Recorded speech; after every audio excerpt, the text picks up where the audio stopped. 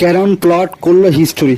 The 100 টুর্নামেন্টে রাশিদ খানের 5টা বলে 5টা 6 মেরে আবারও ইতিহাস গড়ল। বিশ্বের 1 নম্বর স্পিনার রাশিদ খানের বলে 5টা 6 মেরে রেকর্ড করলো। কারণ আমরা জানি যে পোলার্ড এখন ইন্টারন্যাশনাল থেকে অবসর নিয়েছে, আর আইপিএলে এমআইয়ের কোচিং স্টাফেও যোগ দিয়েছে। তো আইপিএলে আমরা তাকে কোচিং স্টাফে দেখেছি এবং আইপিএলে আমরা দেখেছি তার বড় বড় 6 মারতে এবং একাই ম্যাচ ফিনিশ করে দিত। সেই ক্যারন প্লট দ্য 100 লিগে রাশিদ খানের 5টা বলে 5টা 6 মেরে আবারও ইতিহাস তৈরি করলো।